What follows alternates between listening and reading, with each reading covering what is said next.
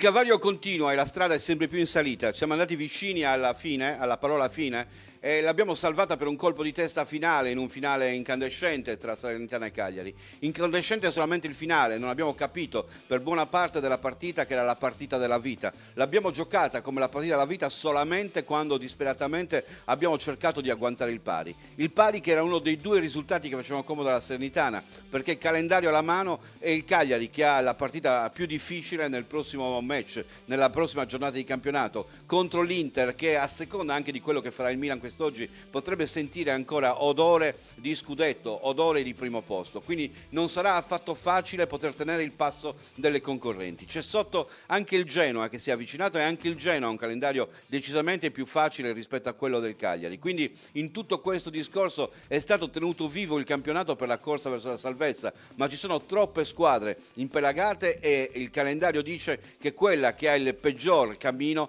è certamente la squadra rossoblù. Bisognava vincere per mettersi la Salernitana alle spalle, questo non è capitato e a questo punto con la Salernitana abbiamo un punteggio pari anche negli scontri diretti, ma non possiamo dire la stessa cosa ad esempio se si arrivasse in gruppo con il Genoa, con le altre compagini, a meno che non si arrivi in gruppo anche con la Sampdoria, che la classifica avulsa sia dalla nostra parte. Eppure anche oggi abbiamo visto la solita partita, è partito con il solito schema, sembrava quasi si volesse conservare l'andazzo del campionato con la conferma del 3-5-2, con l'inserimento di qualche calciatore lasciato sotto naftalina che magari ha un po' più di legame con la città, e cioè in questo caso Cepitelli, Licognani e Pavoletti, ma per buona parte della gara abbiamo visto un Cagliari ordinato, capace di neutralizzare una Salernitana che è sempre una squadra modesta, perché se sta in fondo alla classifica è perché è una squadra modesta, senza riuscire a trovare mai l'acuto che ci potesse far percepire che potevamo vincere la gara.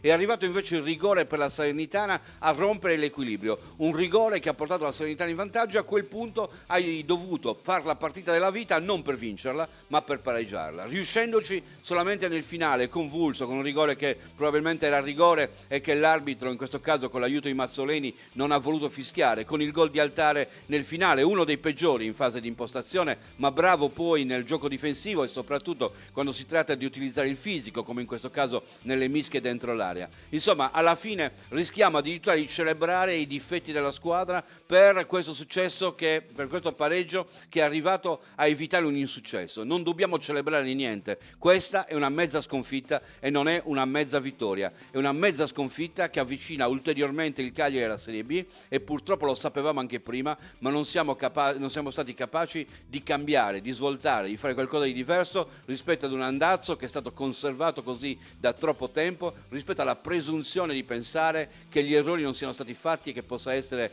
colpa di qualcun altro tutto quello che è successo in questa stagione. È una stagione da dimenticare per quello che è il risultato, ma da prendere ad esempio come manuale per tutto quello che non si deve fare in una squadra di calcio.